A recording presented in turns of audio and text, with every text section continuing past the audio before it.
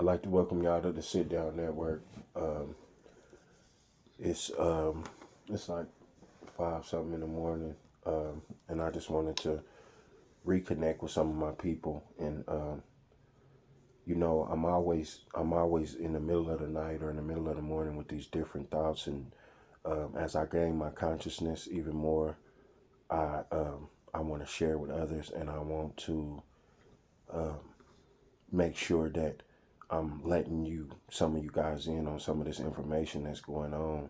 So, me and Purple Passion was just, sitting down talking about how things are in the world for us, for black people, and how we don't own nothing and why things are like it is. And, you know, the biggest thing for black people is ownership. I think if we can get to a place again of ownership, uh, I think we could do some great things.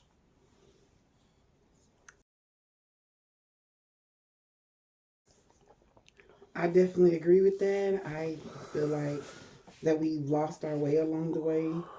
What was stripped from us, we just let it stay stripped from us. We always had power. We had ownership until things were taken away from us. We continued to let that like it was, just let it be like it was okay. But instead of fighting like some of people, some of our ancestors along the way, some of those that that came before us, we stopped fighting. We stopped being Malcolm X or Rosa Parks or Martin Luther King or Harriet Tubman or Sojourner Truth or Nat Turner and stuff like that. We stopped being them people. We just started to be complacent about the situation. We started being against each other. We started killing each other. We started, looking at each other as the enemy instead of looking at each other as helpmates and stuff like that. If you ever notice that a lot of cultures, they help each other. They have a one common enemy. Their one common enemy in all cultures is us. Is black people. Everybody hates black people in some way, fashion, shape, or form. They hate black people. They and we hate ourselves. I don't hate myself, and I don't hate black people, but a lot of you hate yourselves and stuff like that. You are against each other. You want to push each other down versus than giving each other a hand and lifting them up, and you'll give that hand to somebody else out there versus your own people. And then there's people out there that'll give their hand to their own people and will push you down, and you're steady lifting them up. Why? That makes no sense. How are you just walking around this earth and not caring about your brother or sister? We're all brothers and sisters. We was made in the image of God, and everybody is a part of us. You know what I'm saying? Everybody came from us. Whether they like it or not, they all came from us. If they go back in their genealogy, they're going to see that they came from us. No doubt. So with us, so a lot of people, that's gonna go over some people's head because you got to go through the history. You got to know your history to know where you came from, to know where you're going. So we're gonna heighten the energy on ownership. We're gonna heighten the energy on putting it back into the black community. And this is the thing. We don't need a march. We don't need any of that. We need affirmative action. We need people that's going to show up every day for their own. Because at the end of the day, the fight that we're fighting, the biggest fight we fight is against ourselves. We're not fighting a worldwide battle. We're fighting each other. So a lot of times, if we came together better, we would be stronger anyway because we're strong. We're good at everything. We're good in sports. We're good at this. You look at the history, and I'm not racist by no means. I have a few white friends and things like that. But when we get to talking about even my white friends, they explain to me how they grew up, and they grew up learning things. They grew up putting more back into their self. Their parents poured into them when they were 4 and 5. So don't be afraid to sit down and talk to your kid at a young age about things, their history, because a lot of times our history was removed, whether it was from school, whether it was, all these school settings, they taught us what they wanted us to know about history. And as you get grown, you learn your true history. So as you learn your true history, I think you can move differently in it. But again, some people don't care about their true history. Some people is so much against their self that you can never love your brethren because you are against yourself. And I say this a lot. Before you can love someone else, you have to love yourself. Well, what is love yourself? Love yourself is a lot of things, because when you love yourself, it's certain things you won't do to yourself. It's certain things you won't put in your body. It's certain, it all comes down to everything. The stuff we eat, the things we take, it's a spiritual battle. So let's just remember that it's a spiritual battle, and that we're losing. We're losing that spiritual battle because they've been winning it for years. That's why they've took control of the jail systems. They took control of the school systems.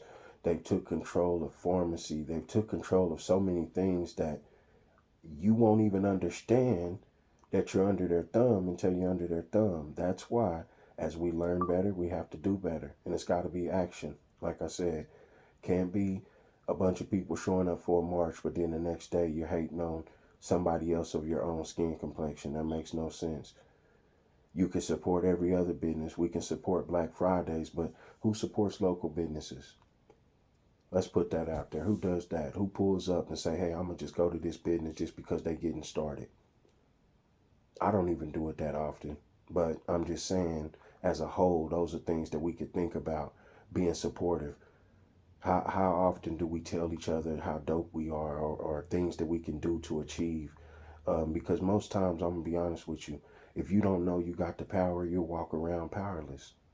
Most times we don't know, as Black people, we're powerful. We're some of the most powerful people put on earth. It's true.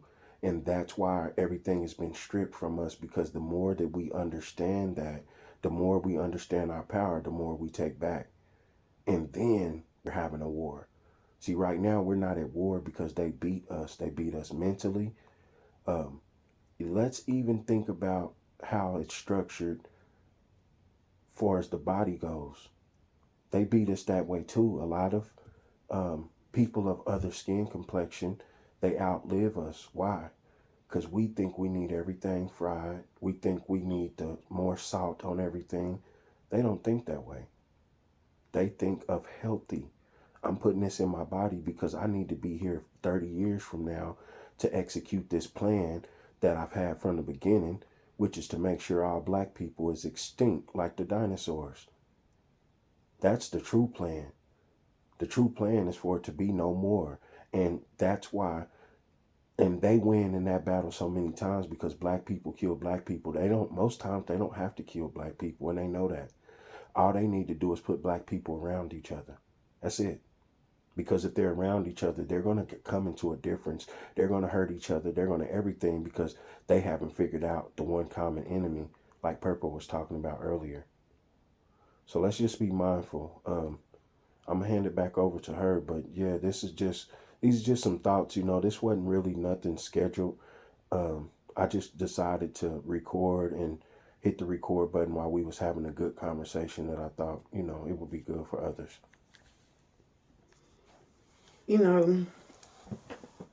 I'm just going to piggyback off of what Icon said a little bit. By all means, neither one of us are prejudiced. So if that's how you look at it, that's how you look at it. But trustingly, that's not the case. What we're trying to say is that, we've been erased as Black people out of history so much. If you ever think about it, like he said, they never taught about our Black history in schools until way later on in life. So half of us never grew up knowing our Black history. We just knew that we existed and that there were slaves and stuff like that. They gave us what they wanted to know, gave us what they wanted us to know, just the bare minimum. If it wasn't for my mother, I knew about Emmett Till long before probably a lot of people. My mom instilled in me a lot of stuff. Like it starts at home. You learn about your Black history, it starts at home. It don't always, you see a lot of stuff of it now. There are a lot of stuff I didn't know that I'm learning now because it's just now being publicized, or you seeing it on the internet about what this man did and what that man did, or whatever the case may be. A lot of stuff we have today, if it wasn't for black people, we'd be living. They say that certain people created stuff like lights. That's not true. Black people created that. A black man, black woman, I forget who it was, but they created that. The GPS system, a black woman created that. Half of these surgeries that they doing nowadays, they guinea pigs. Um, you heard about Henrietta Lacks and how they're still using her blood cells. They stole her blood cells, and now they're still using them to create these medicines that they're charging us tens and thousands of dollars for. I work at a pharmacy, and I know that they're charging tens and thousands of dollars of this for this medication and stuff like that. But they control the popularity. They control pharmaceutical. They control everything. What do black people control? We can control absolutely nothing. We want to sit there and we want to march and say Black Lives Matter. But when does Black Lives Matter to you? Does it matter only when somebody is killing our children or our husbands or our daughters on the that's another race? Does it matter? That's the only time it matters? But what about when it's ourselves? We're killing each other in our community. They putting this stuff in our community. They warped our minds to make us think that black men ain't crap. They've been doing this since slavery, since the dawn of time. They, demeaned them and made it seem like they took the black men out of the home so they can cause division. If there's no man in the home, that's division. We don't know nothing. I've seen just the other day where this young black woman adopted a white son, and there was a comment that said that that's just horrible. He's just gonna go grow up in the ghetto. He's not gonna get the right life that's suited for him. What's the right life that's suited for him? Ain't we suited for that type of life as well? You see how a lot of people think, like this. They think that we're nobodies. They think that we are just the scum of the earth, that we know nothing, that because we do nothing.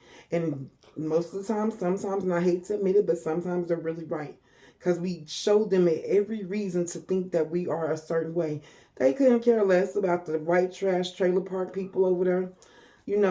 That's not who they care about. They want to think that we're the ones that's mostly getting food stamps when, statistics show that it's mostly white people that's getting food stamps, then black people, then Mexicans. You know what I'm saying? But they want to say it's, oh, because you don't work, you're black trash, this, that, and the other, you ain't nothing but this, that, you know the words. They want to say all this stuff about us because they think so lowly of us. But what about the people that are lower than we are? What about the trailer park trash people? We're, some of us live in ghettos, some of us, but that's the ghettos that they created. They created it to be a certain way because they wanted us to be jobless. They wanted us to be, beggars, and they wanted us to be less than they are. At all times less than, like the stuff about, nutrition and stuff like that. If you think about it, it was already implanted in our minds that this food is good for us because guess what? We were giving scraps. We were giving nothing. And they were over there eating on their high horses and eating the utmost. And so, yeah, they learned earlier than we did because it took a minute for us to come along, and we only know what we were taught. You know what I'm saying? So when they tried to implement nutrition and stuff like that, now you're wanting to tell us this, that, and the other. But it wasn't like that previously. People eat chitlins now. They eat hog maws. They eat neck bones and stuff because those were scraps that they were given to eat. That was all that black people had to eat during certain times. And so we ate what we could and we learned to survive. The thing about us is that we're survivors. We've always been survivors. We've survived through the dawn of time. Our mothers survived without our fathers, if those that weren't married. They survived without our fathers. Our men survived through the harshest of times. You know, there are men and women surviving right now in the penitentiary system, in the prison system that was created to pretty much discard them. They are surviving, they're coming home, they're creating businesses, they're, doing this, they're doing that. But it was literally put there, so it was another form of slavery to keep us locked away and to keep us down and to kick us down. They stomp on us, they drag our names through the mud because of our skin color. They're fearful of us because they know who we are.